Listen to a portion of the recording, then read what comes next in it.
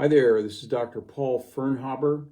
It's Wednesday, and it's time for another edition of 10 Minutes of Truth.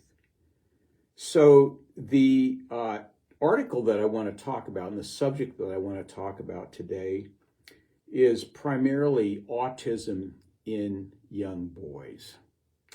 This is a study out of a journal called Nutrients, and it's from August 29th of 2023, which is about 7 months ago. So it's a fairly recent article.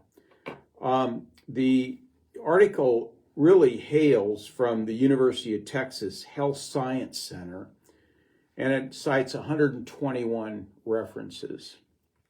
So this is a first study to specifically examine the associations between autism offspring and the daily intake of aspartame and diet soda by mothers during pregnancy and breastfeeding.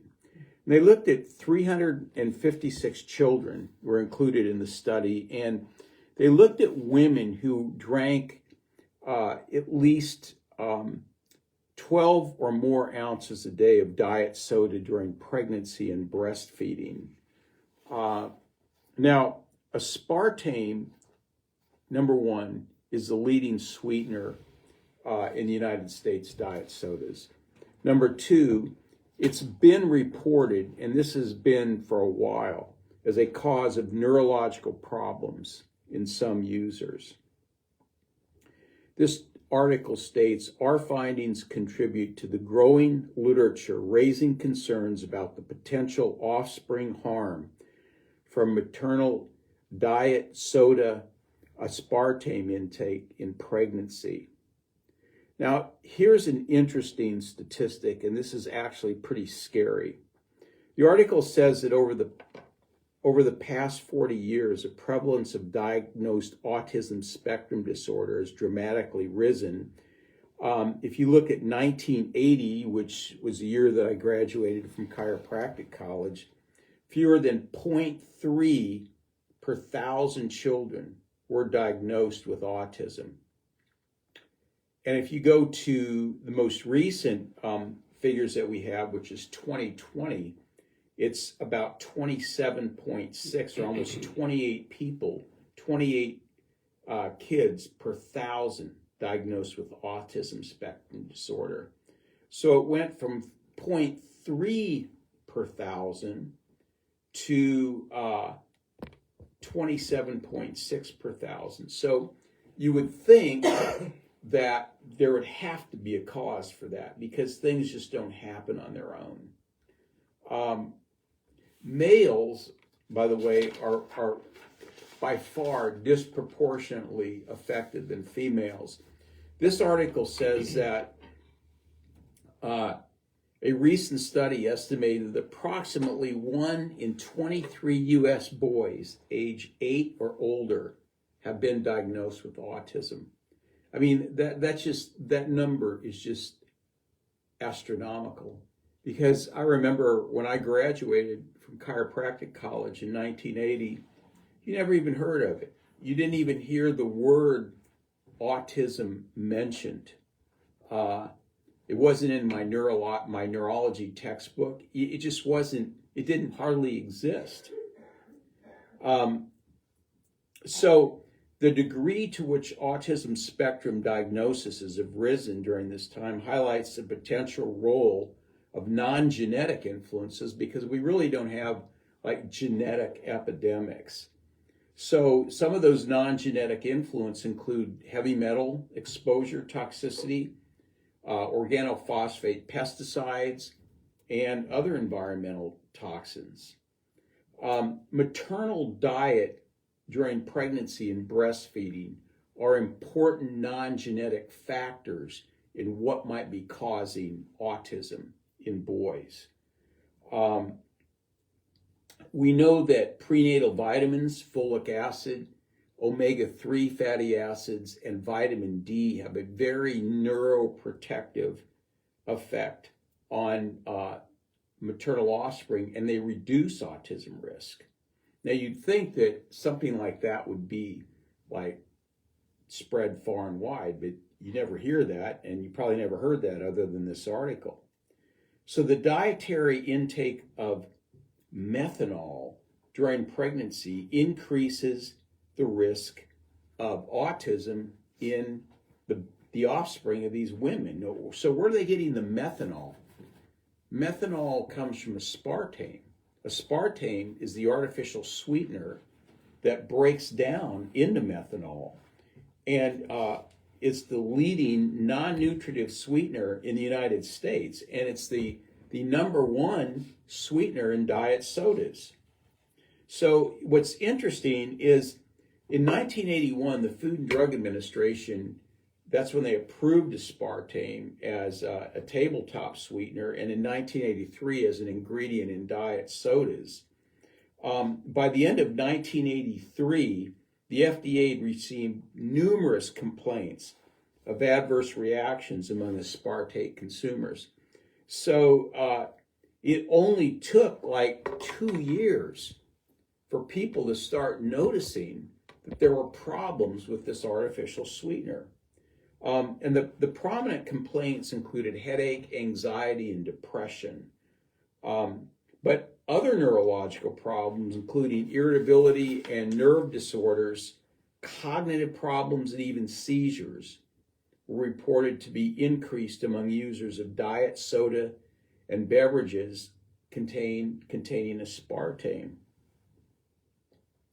So another thing that aspartame tends to do when it breaks down into methanol and even formaldehyde is it reduces glutathione, which is one of the major antioxidants and detoxifiers in the body. This finding is very important because glutathione protects the developing brain by providing antioxidant defense against oxidative stress, by scavenging toxins and supporting the methylation processes. So aspartame actually increases things like free radicals, inflammation, lipid peroxidation, and mitochondrial dysfunction. And all of those things are really destroyers of neurological health.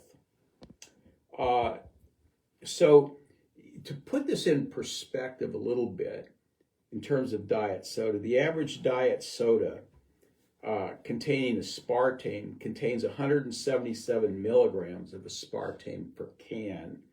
A tabletop, those little packets of aspartame, is 37 milligrams. So you have about 5 times that much in a can of diet soda.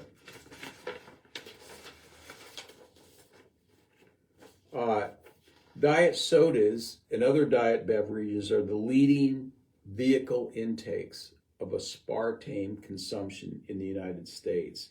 Now, here's another interesting fact about aspartame. A study of 1,484, about 1,500 older members of the Framingham Heart Study offspring cohort followed for over a decade showed that the incidence of Alzheimer's disease was nearly tripled among people that consumed dietary sweeteners above 1 per day. So, probably like drinking more, at least 1 soda per day, sweetened with dietary sweeteners like aspartame. Between 24% and 30% of pregnant women use either a non-nutritive sweeteners during their pregnancies. So a decreased glutathione and an increased oxidative stress and mitochondrial dysfunction and leaky gut, understanding this, leaky gut were observed in both animals fed aspartame and individuals with autism. So it appears like aspartame also disrupts gut flora and causes leaky gut. So in conclusion, I just want to say that you really need to avoid soda, period. It's one of the worst things you can put into your body. But it's almost, sugar-based sodas are almost better than aspartame flavored sodas. Neither one of them are any good at all. But you need to avoid those. And especially if you're pregnant or nursing, do not consume aspartame-laced products, because that can have a very detrimental effect on your baby. And you don't want that. You don't want an autistic baby if you don't need it. And what I find interesting is that an article like this could come out like 7-8 months ago, and you'd think that this information would be shouted from the rooftops. It'd be put on every TV show. And how many people hear about this? Nobody. Okay. So you heard about it here. You heard about it here at Lincoln Disc and Nutrition, over here on 4535 Normal Boulevard here in Lincoln, Nebraska. And if you'd like to get a hold of us for our chiropractic services or functional medicine services, our number is 402-488-2220. So you can give us a call. We'd be happy to take a look at you and see if you're a good fit for our office. In the meantime, I hope you have a great rest of the week. Stay away from those aspartame-flavored diet sodas, and stay healthy. We'll see you next week.